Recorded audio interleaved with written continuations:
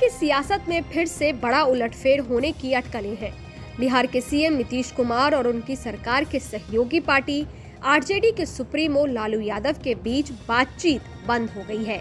RJD और JDU में बढ़ती तल्खी के कारण माना जा रहा है कि नीतीश कुमार फिर से पाला बदलकर बिहार की जनता को सरप्राइज कर सकते हैं।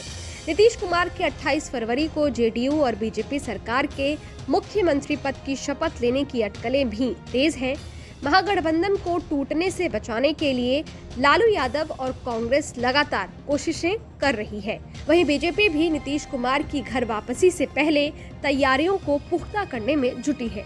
नीतीश कुमार के स्वागत से पहले बीजेपी बिहार में अपने सहयोगी दलों को भी कॉन्फिडेंस में ले रही है।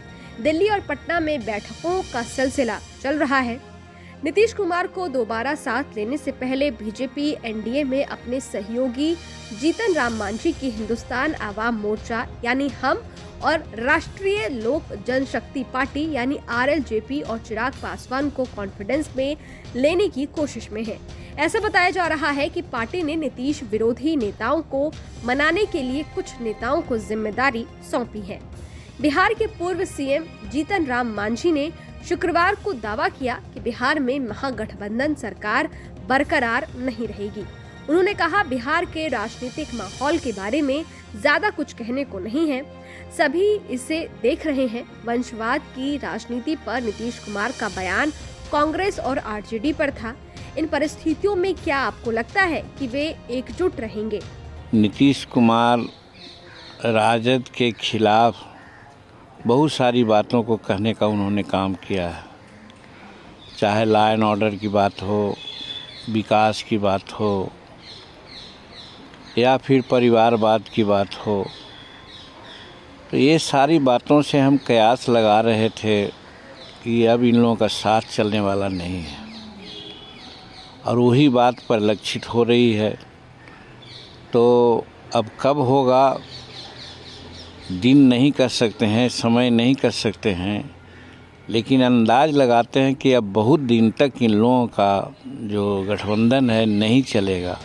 इससे पहले नीतीश कुमार की पार्टी जेडीयू के सीनियर नेता केसी त्यागी ने साफ किया था कि वंशवाद की राजनीति के बारे में नीतीश की टिप्पणी सहयोगी राजद के लिए नहीं थी। नीतीश जी का कमेंट लालू जी पर या सोनिया जी पर नहीं था।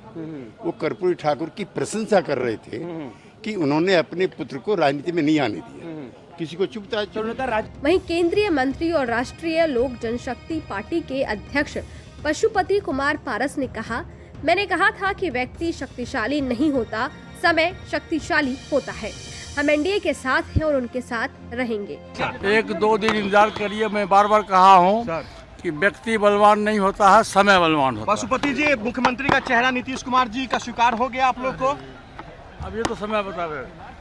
आप लोगों की क्या भूमिका रहेगी बिहार में सरकार में? हम एनडीए में गठबंधन में हैं और रहेंगे। बिहार में राजनीतिक अनिश्चितता के बीच लोक जनशक्ति पार्टी के अध्यक्ष चिराग पासवान ने शुक्रवार को खुलासा किया कि वो खुद बीजेपी के टॉप लीडरशिप के संपर्क में हैं। चिराग पासवान ने कहा, हमारी पार्टी बिहार में एनडीए की प्रतिबद्ध सहयोगी है। मौजूदा परिस्थिति में भी बिहार में एनडीए इतना मजबूत है कि 40 की 40 सीटें हम लोग बिहार में जीत सकते हैं। ऐसे में मुझे नहीं पता कि नीतीश कुमार जी एनडीए का हिस्सा बनते हैं या वो महागठबंधन में ही रहते हैं। जैसा मैंने कहा कि परिस्थितियों पे नज़र है और एक बार पूरी क्लैरिटी आ जाए उसके बाद ही लोक जनशक्ति पार्टी रामविलास अपना रुख तय करेगी। चिराग पासवान की तरह ही राष्ट्रीय लोक जनता दल यानी आरएलजेडी के अध्यक्ष उपेंद्र कुशवाहा ने भी नीतीश को लेकर नपातुला बयान दिया है। कुशवाहा ने कहा कि अगर नीतीश कुमार एनडीए में आते हैं तो अच्छी बात है, लेकिन वो लोकसभा चुनाव के बाद तक रहेंगे या नहीं ये देखना पड़ेगा। यह बात तो सही है कि जहां हैं वहां नीतीश जी काफ़ी परेशान हैं, दमघुटन की स्थिति में, इसलिए वहां से निकलना चाहते हैं।